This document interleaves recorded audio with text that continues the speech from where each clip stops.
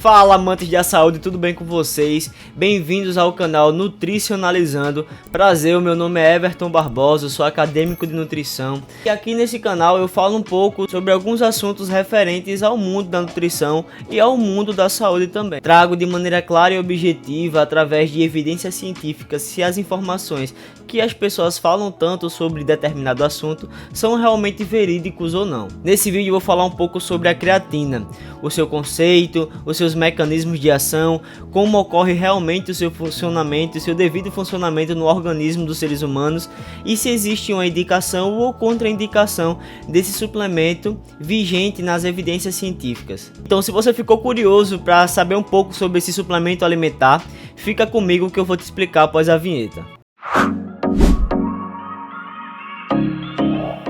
Bom, antes de falarmos um pouco sobre o que as evidências nos trazem sobre a creatina, precisamos explicar um pouco sobre o que seria a creatina. Creatina nada mais é do que um composto natural ou composto orgânico da família dos guanidinofosfagênios.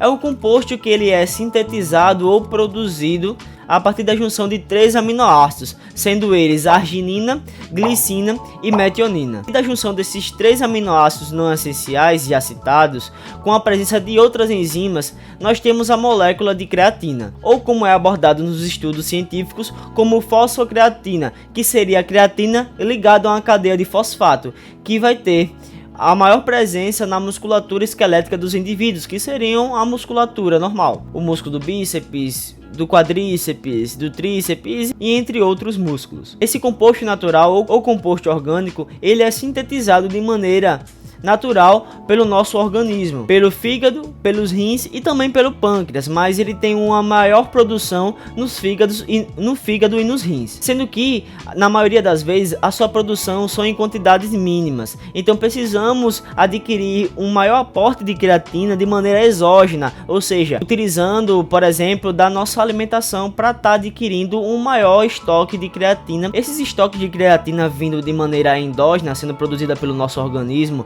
ou até mesmo de maneira exógena através da nossa alimentação, são estoques de creatina que podemos utilizar no nosso dia a dia. Só que quando falamos sobre performance nos treinos, esse armazenamento de creatina ele não é tão eficaz assim.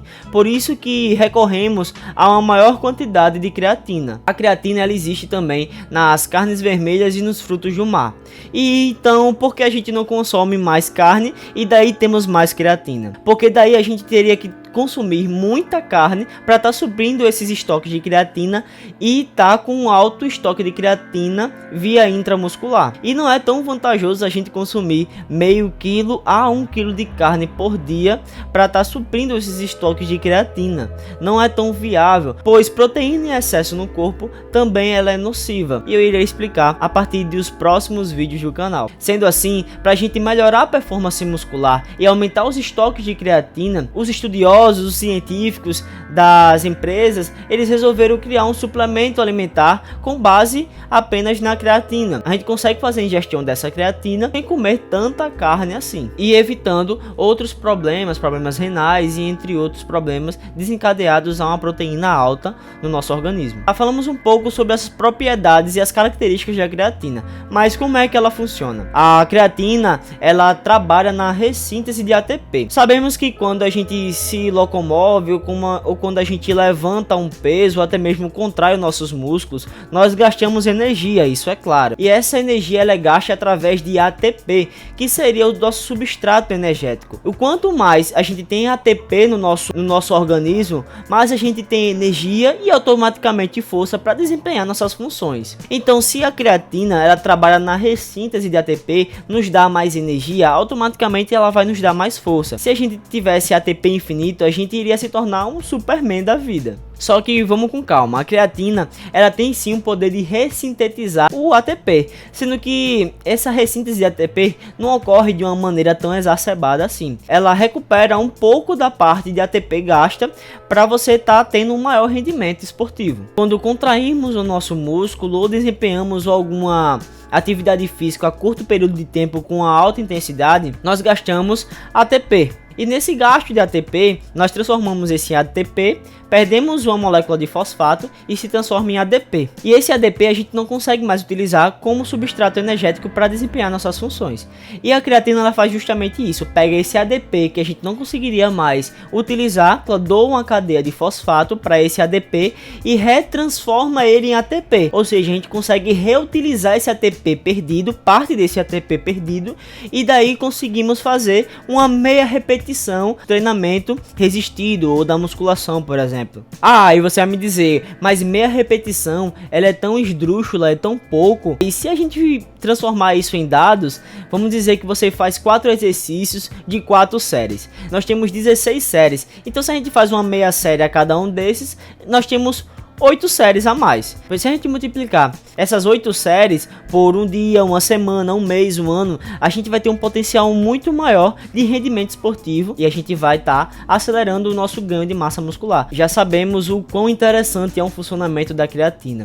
Agora, cabe a gente desmistificar alguns mitos ou verdades que as pessoas falam sobre a ingestão de creatina. A primeira delas é que a creatina realmente serve para melhorar a nossa função cognitiva. E as evidências científicas são bem rasas sobre a influência da creatina na função cognitiva das pessoas, dos seres humanos. Existe um melhor investimento ou estudos mais robustos quando falamos sobre a influência da creatina em algumas patologias neurodegenerativas, que seriam algumas patologias de alguns indivíduos que não possuem uma absorção correta da creatina. Nesses casos, a suplementação de creatina mostrou-se ser bem benéfica para esses indivíduos. Mas quando comparamos para indivíduos já saudáveis, os dados são bem inconsistentes e a gente não consegue ter um suporte para dizer se realmente é bom ou não. Os estudos mostram inconsistência em seus resultados, pois requer um maior investimento da área científica sobre os benefícios da creatina na função cognitiva para a gente ter propriedade exclusiva e dizer que a creatina tem benefícios na função cognitiva de indivíduos saudáveis. Infelizmente não temos dados claros para isso. A outra relação que as pessoas costumam muito dizer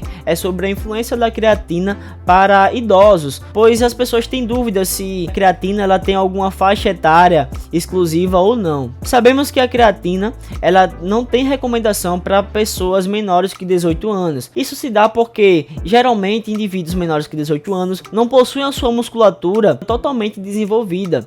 Mas vamos falar sobre os idosos. Não há também evidências tão robustas que falam sobre os benefícios da creatina para idosos, mas existem algumas literaturas e algumas revisões narrativas que falam sobre o potencial da creatina para idosos. A creatina tem um papel anabólico e um papel anti-inflamatório. Isso serviria muito para os idosos, por conta que muitos idosos sofrem de osteopenia, osteoporose, sarcopenia, que seria a perda gradativa da massa muscular. Então, se a gente tem que a creatina ela estimula as vias sinalizadoras anabólicas, ou seja, o ganho de massa muscular, automaticamente também a creatina evita o catabolismo muscular. E isso seria um fator primordial e muito interessante para os idosos. Mas como eu já disse, existe muito pouco suporte sobre esse assunto remetendo a idosos. Então os estudos deveriam se atualizar para sabermos se realmente a creatina ela tem total eficácia nessa faixa etária ou não. O que temos certeza na evidência científica é que funciona. Nós temos que a dose de segurança recomendada nas evidências científicas que é de 3 a 5 gramas por dia de creatina. A suplementação de 5 gramas a 3 gramas de creatina por dia, ela tem a capacidade de estocar bastante fosfocreatina intramuscular, aumentando o desempenho esportivo, principalmente nos exercícios de curta duração ou treinos intervalados com a alta intensidade. Então se você pesa entre 60 a 70 gramas, você vai tomar entre 3 ou 4 gramas de creatina. Se você tem 80 a 90 quilos, você vai tomar entre 5 e 6 gramas de creatina. Não tem nenhuma contraindicação relacionando o uso de creatina para indivíduos saudáveis com relação a alguma patologia ou doença, por exemplo. E outra coisa, a creatina a gente tem que tomar com carboidrato, sem carboidrato. Existem 2 pontos. Um estudo ele abordou sobre que a creatina ela tem uma maior absorção quando temos a insulina elevada no nosso sangue. Então, se a gente consome carboidrato, nós temos um aumento de insulina, e esse aumento de insulina aumentaria a absorção de creatina. Pois existe também outro estudo abordando que a creatina, por si só, pela sua estrutura molecular, ela já estimula o hormônio insulina ser produzido. Então, automaticamente, se a gente tem mais insulina, a gente tem mais absorção de creatina apenas pelo seu consumo. Para a gente não ficar tão perdido nas ideias, a gente pode tomar creatina em qualquer horário que você vê que você não iria errar ou esquecer de tomar creatina. E por fim das dúvidas, a gente pode tomar numa refeição que contenha mais carboidrato. Mas relacionar a maior absorção da creatina no consumo de carboidrato, infelizmente a evidência ela é muito baixa e a gente não consegue concluir isso de maneira clara e específica. Se a gente tomar creatina, a gente realmente tem que tomar mais água? Sim.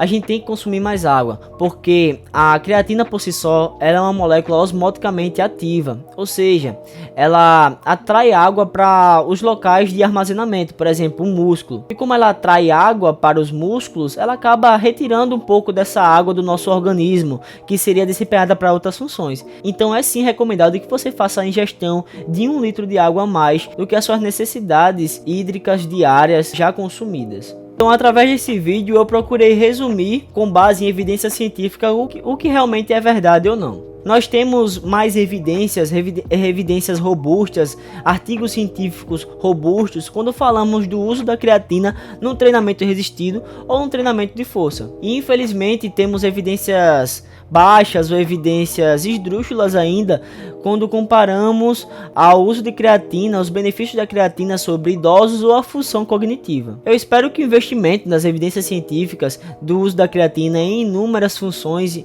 em inúmeras patologias seja maior, o investimento seja maior nesses casos. Seja para corrida, ciclismo ou até mesmo natação, não seria tão proveitoso a suplementação de creatina.